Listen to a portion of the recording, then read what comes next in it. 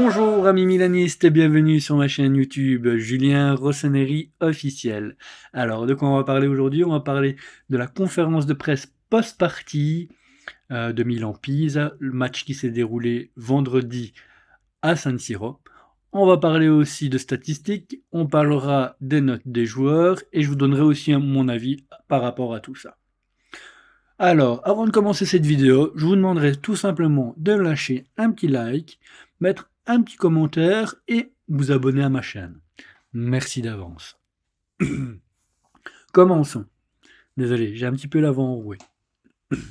Alors, lors de la conférence de presse, Allegri a eu plusieurs questions de journalistes. Les voici. L'équipe n'a pas été trop présomptueuse. Allegri. Présomptueuse? Non.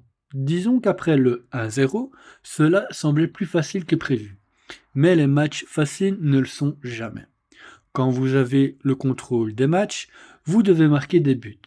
Mais techniquement, ce n'était pas si mal. Nous devions être plus ordonnés, se dire que nous sommes une équipe forte, la sérénité, on trouve ça dans les buts. Et on ne doit pas s'agiter, l'équilibre doit régner. Deuxième question. Pourquoi Nkunku n'entre pas en jeu plus tôt et entre justement à la place de Jiménez? Mister. C'est très simple. C'est comme ça que j'ai lu le jeu. Peut-être que je me suis trompé. Chaque fois que Pise partait, il nous faisait mal. Un milieu de terrain supplémentaire était nécessaire. En rajoutant un attaquant, c'était pas sûr qu'on aurait pu gagner. La réaction a toujours été la même. Sur le terrain ce soir, nous devions améliorer les situations dans le match. Un match quelque peu chaotique. Nous aurions dû fermer le match en mettant un deuxième but, car ils avaient vraiment du mal en première période. Nous avons perdu 2 points, mais peut-être qu'à la fin de l'année, on en aura un de plus. Troisième question. À la longue, avec tous ces absents, est-ce que ça ne va pas devenir beaucoup plus difficile? Le mister répond. Ce n'est pas un problème, c'est une question de nombre de joueurs que vous avez à disposition pour les remplacer. Mais ce soir, Ricci a fait un très bon match, tout comme Bartesali. Puis il y a eu Atekame qui a marqué. De Winter, c'était sa première apparition et titularisation en championnat à San Siro. Ce n'était pas facile. Ils se sont tous très bien comportés. Nous devions être compacts. C'est la seule chose qui compte. Voilà. Par rapport à tout ça, moi je vais vous donner mon avis. Et honnêtement, je suis pas du même avis que Mister. En tout cas, quand on n'a pas de grands joueurs comme Rabiot, Pulisic, Loftus-Cheek qui sont présents et qui sont blessés, on le paye cash. Sur les autres matchs, franchement, j'ai pas eu vraiment l'impression qu'on risquait de prendre un goal. Même pour le match contre la Crémonaise. Mais ici, vendredi, j'avais vraiment cette impression qu'à tout moment, on pouvait perdre la partie. Et on a failli la perdre, cette partie. On peut pas dire qu'on était fatigué. Ça, non. On joue une fois par semaine. Notre Milan, il a vraiment besoin d'un vrai attaquant. C'est ça qui lui manque. Un vrai buteur. Car même si j'aime Jiménez comme pas possible, Milan l'a quand même payé 34 millions d'euros. Et il ne joue même pas à son rôle. J'ai pas l'impression qu'il a la rage de marquer. Je l'ai vu plusieurs fois dans ce match-là redescendre et se mettre à la place de Fofana. C'est pas ça qu'on a besoin. Nous, on a besoin d'un joueur un petit peu à la Osimhen ou à la Olivier Giroud, pour donner un exemple. Faut savoir une chose, les gars, c'est que ici, on va repartir avec les mains contre le match contre l'Atalanta, qui se joue mardi soir. Voilà. Ici, maintenant, on va parler un petit peu de stats. Alors, les stats pour la première période. En première période, côté Milan, on a fait 73% de possession de balle. 7 tirs, dont 3 cadrés et 2 corners. Et on a fait 270 passes.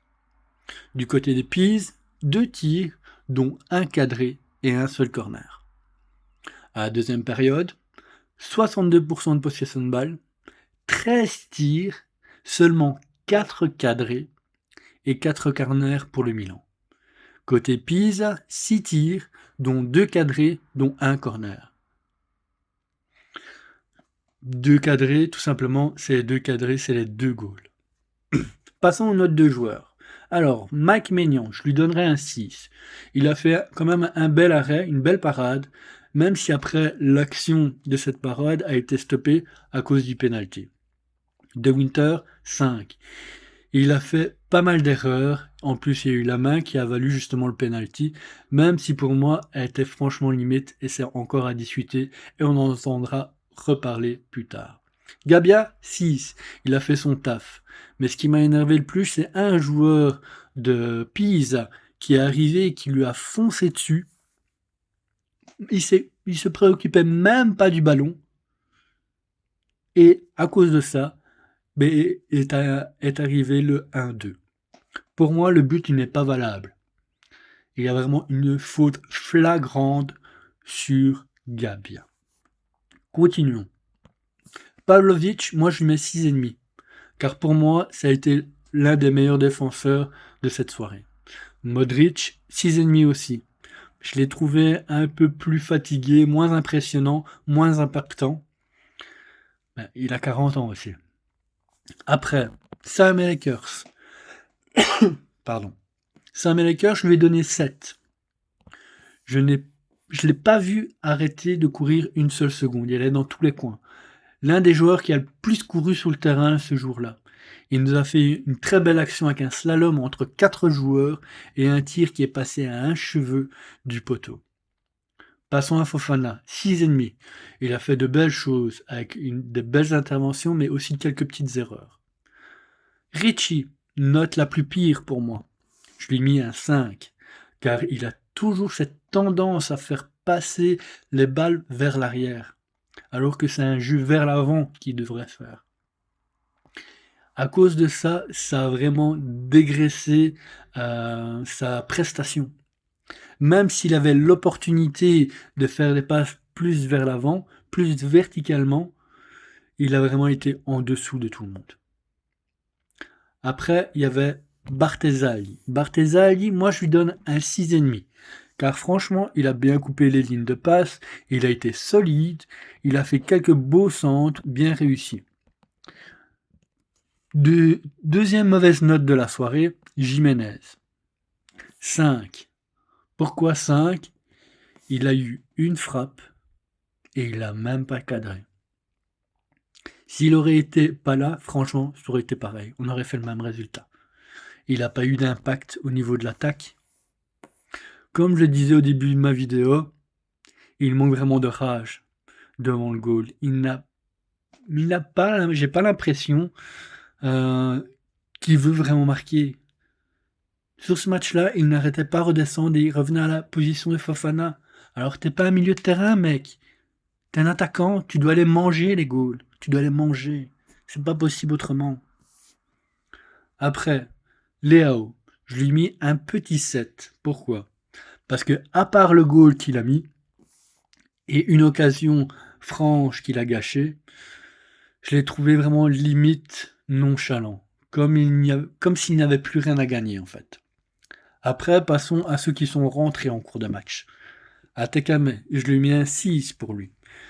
Même s'il a marqué le goal qui nous a permis justement de prendre ce point, il n'a pas vraiment été à la hauteur de mes attentes. Avec vraiment des erreurs, surtout une qui nous a valu le goal.